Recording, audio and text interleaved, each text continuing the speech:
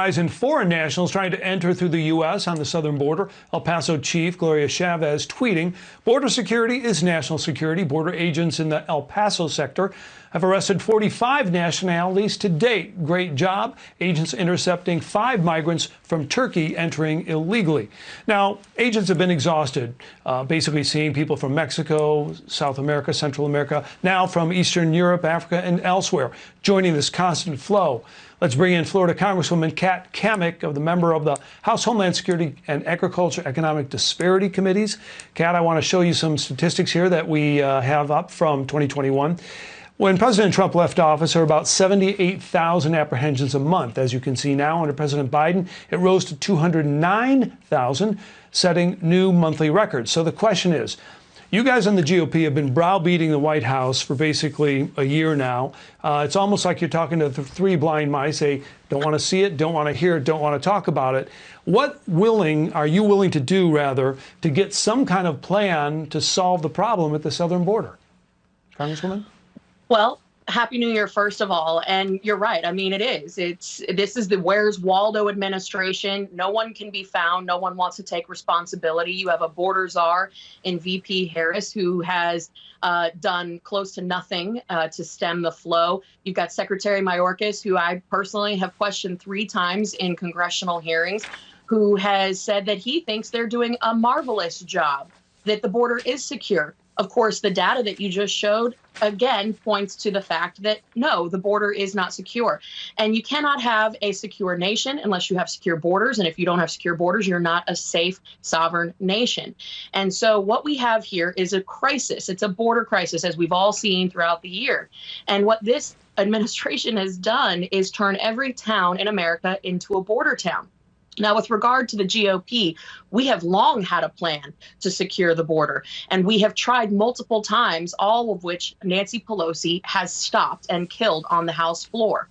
She refuses to acknowledge that there is a border crisis happening. Her colleagues, they don't go to the border because they don't want to see what we all know, because it flies in the face of their narrative.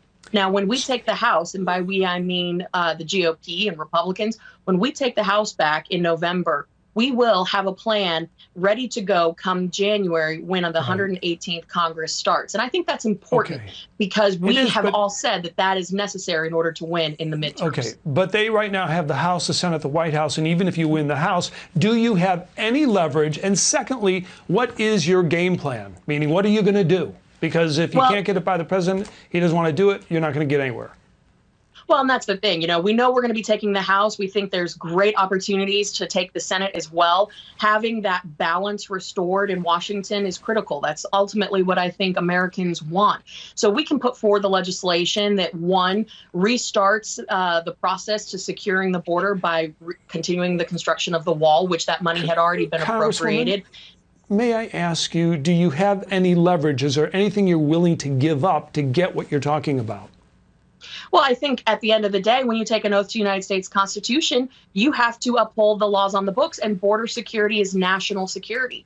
The fundamental role of federal government is national security. If the Democrats don't want to get along with us on that, then that's on them. But when we have the majority, we will be passing this legislation, sending it to the president's desk. And if he chooses to veto it, then that is on his hands. We know that he is a trafficker in chief.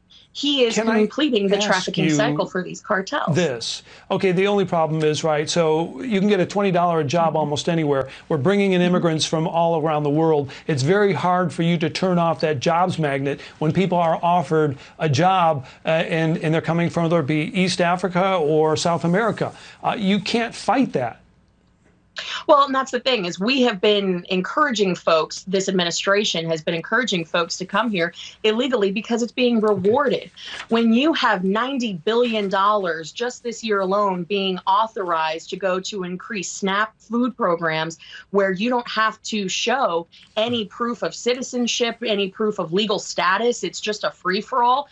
you're basically saying we want to give you free stuff. So who wouldn't want to come here? That's why the #9 most apprehended nationality in one of our busiest sectors along the southwest border is Romania. This is a global issue that we're facing, not just a triangle country issue. So we have to reinstate MPP to the fullest extent and get our partners in Mexico to cooperate. We have leverage there. We need to definitely make sure that Title 42 stays in place. That is a CDC directive. These bureaucrats aren't elected. They work for the people, and Congress needs to exercise their authority to hold these administrations and the agencies in check. And we'll be talking about it, and we'll be talking about it all this year. Congresswoman, thank you so much for joining us.